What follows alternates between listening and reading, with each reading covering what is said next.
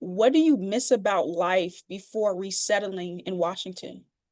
Oh, so I think the one thing that I miss the most is the circle of people that I had there, friends. Uh, so I miss the city a little bit, but by the moment I've relocated, it wasn't the way it was before the whole invasion thing. So it's not that much. I think it's not that I missed it before the relocation, it's that I missed it before that it was before 2022. Uh, my home, I think. Hmm.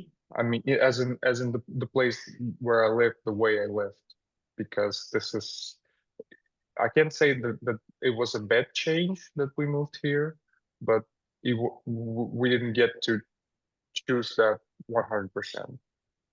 Hmm. So yeah, Yeah, and you mentioned you miss the way you live and you miss your friends, your community.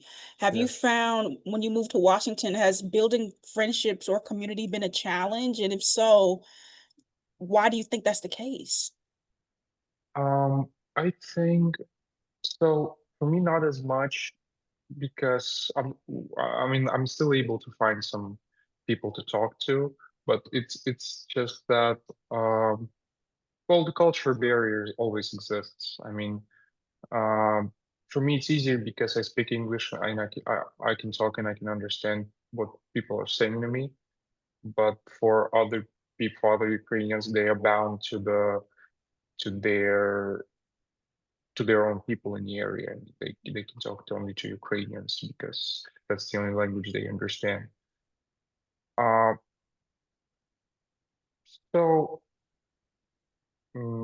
I lost my train of thought. I'm sorry. No worries. No worries at all. You answered the question incredibly well. And we're actually about to go into more of your time here living in Washington. And so, can you reflect and think about what do you think are the biggest differences between living in Washington and previous places like Ukraine? mm, well, it's hard for me to understand if that's the thing about Washington or if that's the thing about US in general. But one thing that I like the most is the opportunities that you guys have here. So given that we moved it was just us and our dog and nothing else. And to be honest, our education and background doesn't mean much here when it comes to the employment and everything. We were able to stand back on our feet relatively fast Hmm. because how things are going much faster here, I'd say. That's a good thing. Um, also, I think I like, um, I think I like the quality of things. The streets are cleaner and well maintained, and sometimes it bugs me out, like when there's one small pothole on the street and they block the whole street, and you have to wait in traffic until they clear it. But still, it's pretty good. It's pretty safe. The one thing that was a surprise to me and I can't fully comprehend is the way that healthcare here is. Yeah, because we have a universal healthcare, and here you have to deal with all the insurances and coverages, deductibles, out of pockets. Well, it's a challenge to understand all these terms first, and then to navigate through them. Anyway, that's all I could come up with at the moment. Yeah, and thinking about the healthcare piece, so back at home for you, was healthcare relatively free? It was completely free. Completely free, and then you come to the Like, US. well, you could, I mean, you always could find a paid option. I mean, there are private clinics and everything, but if you don't have to worry that if something happens to you, you won't be able to pay for your health care Hmm. because it's all covered. Worst case scenario, the state covers it. That's it.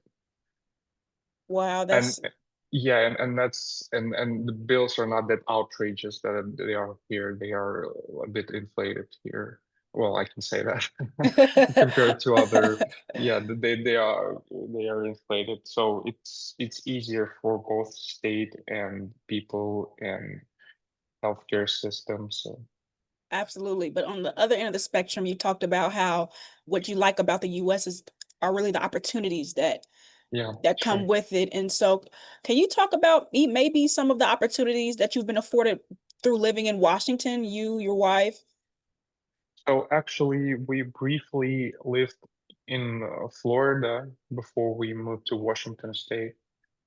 And the reason why we moved to Washington State is because I made some research on best wages, cost of living, and everything across the major US cities and regions.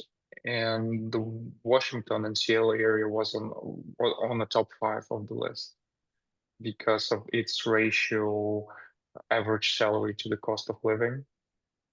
And so I found a job here relatively easier than in Florida. So that's what I'm grateful for. And the climate is a lot better. Is a lot better um, because it's basically the same latitude as Ukraine. It comes close to the numbers. It's very close. Interesting. And when you came to specifically Washington, did you attend school at all in Washington or were you already an adult? No, I was already an adult. We moved in US like mm, less than 2 years ago. So Okay. yeah. Okay, great, great, great. So, thinking about your audience, the students that's watching this story right now, what do you want every Washington teenager to know about your story of resettling to Washington? What do they need to know? Um, our resettlement story wasn't easy because at the time it seemed like we are God knows where, doing God know what, and there is at times it seemed like that there is no light around, like we're stuck here or something. There's no options. And what I'm trying to tell is that most of the times when you can feel that, when you feel that, it's an illusion because there's always a way and you can find out ways and time gives you ways to go through different things.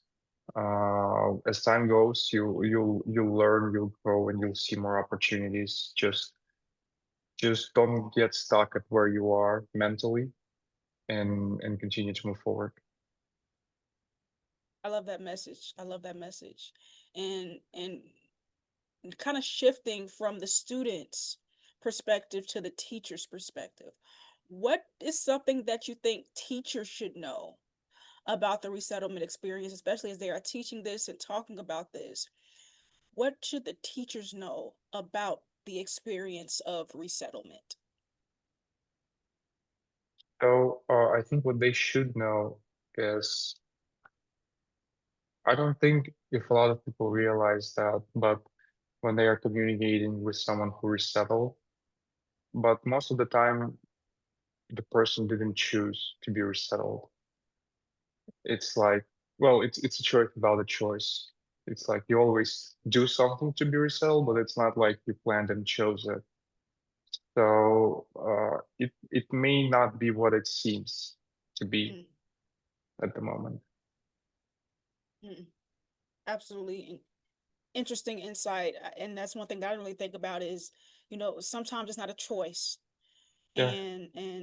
As you're teaching the material, you really need to recognize that. So, uh, fantastic insight. Thank you so much for this conversation. And before we get out of here, again, is there anything else about your resettlement story that just sticks out that we have not talked about? Nothing that I can come up with at the moment. Okay, okay. All right. Well, thank you so much. Thank you so much. Thank you. Thank you for having me.